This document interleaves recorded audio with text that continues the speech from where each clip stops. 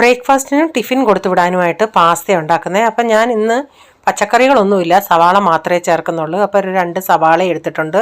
ഒരു 5-6 അല്ലി വെളുത്തുള്ളിയും ഇങ്ങനെ ചെറുതായിട്ട് അരിഞ്ഞെടുക്കുന്നുണ്ട്. നിങ്ങളുടെ കയ്യിൽ പച്ചക്കറികളൊക്കെ ഉണ്ടെങ്കിൽ അതൊക്കെ ചേർക്കാം. ബീൻസ്, ക്യാരറ്റ്, കാബേജ് ഇതൊക്കെ ചേർക്കാം.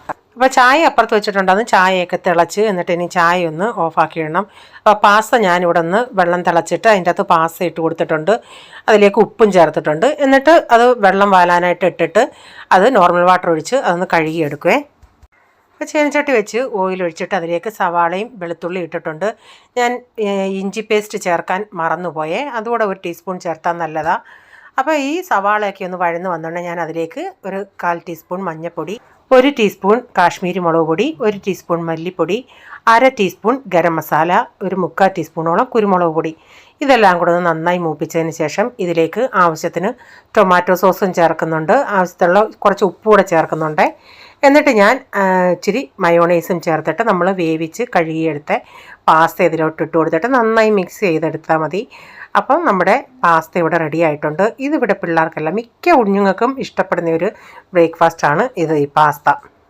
അപ്പോൾ എനിക്കിന്ന് ചിക്കൻ അച്ചാർ ഉണ്ടാക്കണം, അതിൻ്റെ ഓർഡർ ഉണ്ടായിരുന്നു. അപ്പം ഞാൻ ചിക്കൻ കുറേശ്ശെ ഒരു പാനിൻ്റെ അകത്തിട്ട് വറുത്തെടുക്കുന്നുണ്ട്. അപ്പോൾ തോരൻ വെക്കുന്നത് ബീൻസ് തോരനാണ്. ബീൻസിൻ്റെ അകത്ത് തന്നെ ഞാൻ തേങ്ങയും സവാളയും കറിവേപ്പിലയും മഞ്ഞൾപ്പൊടി ഉപ്പും എല്ലാം ഇട്ട് അതൊന്ന് കൈ കൊണ്ട് നന്നായി ഞെവിടി ചീനച്ചട്ടിയിൽ ഓയിൽ ഒഴിച്ച് കടുകിട്ടിട്ട് ഇതിട്ട് കൊടുത്തിട്ട് ഒരു സ്വല്പം വെള്ളം 1-2 ടേബിൾ സ്പൂൺ വെള്ളം ഒഴിച്ച് കൊടുത്തിട്ടുണ്ട്. എന്നിട്ട് ഇടയ്ക്കിടയ്ക്കൊന്ന് അത് ഇളക്കി നന്നായി അടച്ച് വെച്ച് ഇടയ്ക്ക് മീഡിയം ഫ്ലെയിമിൽ വെച്ചിട്ട് ഇടയ്ക്കിടയ്ക്കൊന്ന് ഇളക്കി കൊടുത്താൽ മതി.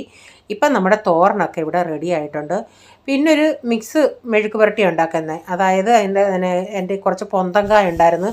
പൊന്തങ്കായും ക്യാരറ്റും ഉരുളൻകിഴങ്ങും ഒരു 5-6 മട്ടറും ഉണ്ടായിരുന്നു. ഇതിലേക്ക് ആവശ്യത്തിനുള്ള ഉപ്പും ഇച്ചിരി മഞ്ഞൾപ്പൊടിയും കുറച്ച് വെള്ളം, ഒരു 1/4 ഗ്ലാസ് വെള്ളം ഒഴിച്ച് ഇതൊന്ന് ഉപ്പിപ്പറ്റിക്കുക എന്ന് പറയും. അതായത് കുറച്ചൊന്ന് നമ്മൾ വേവിച്ചെടുക്കും.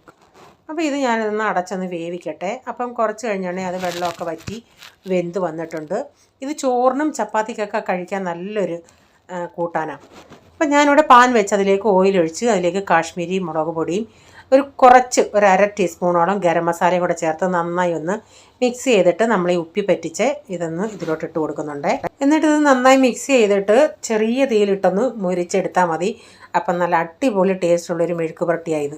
നിങ്ങൾക്ക് ഇത്രയും വേവുണ്ടെങ്കിൽ അതനുസരിച്ച് വേവ് കുറച്ചെടുക്കാം.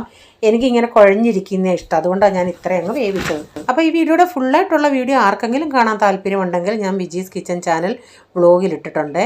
അപ്പോൾ ഈ വീഡിയോയിലെ വിശേഷങ്ങൾ ഇതൊക്കെയായിരുന്നേ.